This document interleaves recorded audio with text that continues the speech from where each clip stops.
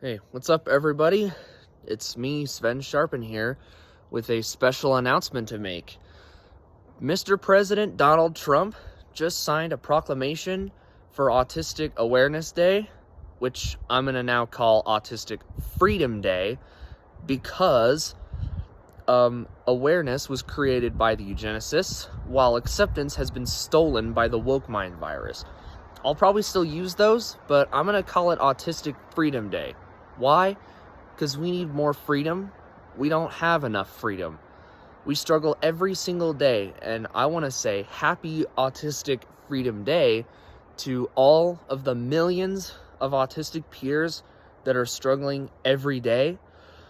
For example, we go through horrible things like physical and verbal abuse in our schools, early intervention programs that stunt our development, special education programs that have social restrictions on us that cause us to stunt our social and emotional development. And all of this is mandated, so if you're diagnosed, you're going to have your childhood stolen from you. And it is an atrocity that nobody is talking about, and I'm going to raise awareness for that. It's something that has to be done. And what President Trump said about us is nothing short of the greatest thing that any president has ever said about us. He said stuff along the lines of he's going to help us achieve our American dream, that we are resilient, we're strong, and that we are part of having a great country. Let's go. I love it. So I just want every autistic person to know that I'm here for you. And even Donald Trump is here for us. If you hate Donald Trump, well, you're demented and you have Trump derangement syndrome. But I'm still here for you even if that's the case. I'm not here to hurt anybody. But happy Autistic Freedom Day. And starting tomorrow, I'm going to teach the world about autism and make a short reel of a fact about it that you probably didn't know, that some others might know, but most people don't know. And we're going to talk about autism every single day for an entire year up until today's date next year. And hopefully by then, I'm setting up a goal for myself that we should be celebrating Autistic Freedom Day, hopefully at the state capitol in Denver, at least. And a new goal is that 2 years from then, on Autistic Freedom Day in 2028, we can have President Trump, or whoever's in charge, God willing it's President Trump, sign a proclamation speaking to autistic people that are present at the White House with him, like he did for women last week. And these are ambitious, but it's something that the world needs. And what I want to do is be the voice, the friend, the role model that the autistic population desperately needs, because we don't have the close friends that we need. We don't have the voice that we need. Some of us literally don't have a voice. Not just figuratively, but literally. The parents of autistic kids need help as well, and understanding who we actually are.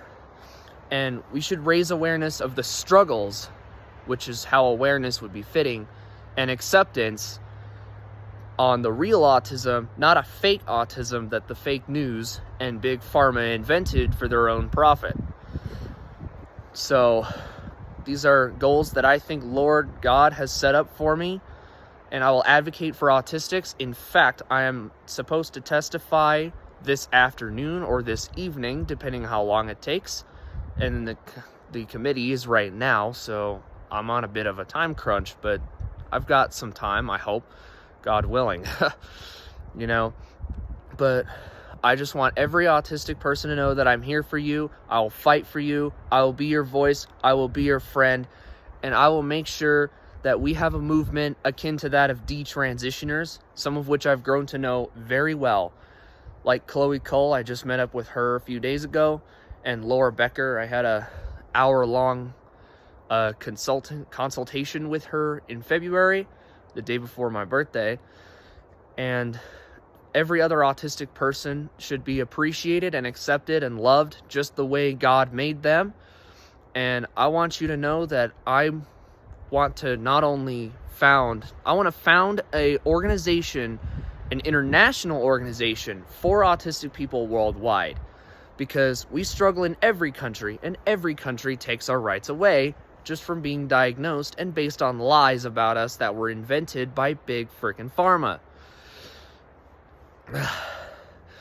And not to mention, the worst thing happening to us is gender ideology, and the bill in question that I'm testifying against would turn this gender affirming care, so-called, it's not care, it's not healthcare, medicine, or services, or education, it's none of those things.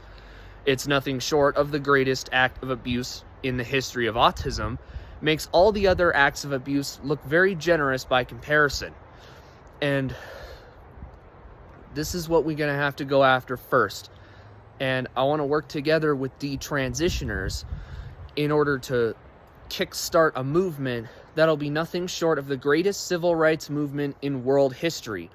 And we're going to do it kindly, patriotically, and we're going to make it the best thing that America has ever seen in the entire 21st century. And we will be allowed to express our full creativity, our full intelligence, our full brilliance in our schools, and for us to have school choice, to make special education voluntary and proper. We need a proper education, social relationships, proper dating, marriage, family, and overall more normal lives. So an international organization for autistic freedom, that'd be a good name. I'm throwing names out.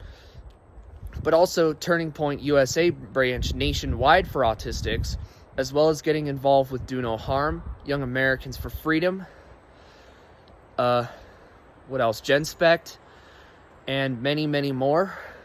There's a lot of groups I can get involved with, and I want to host events at universities, high schools, and speak publicly as much as I can, whilst offering consultations for autistic folks around the country and indeed around the world to help them navigate their struggles and addressing the real cause of the struggles, because it's not autism itself, it's big government and unselect bureaucrats making decisions for us that do nothing more than hurt us and cause us to lose crucial years of our social and emotional development. And what needs to happen is what I just laid out, what God has set up for me, and God willing, we can get this started. And I hope on this day next year, we will be having this celebration, and I'll be saying these words at the state capitol in Denver. Thank you very much.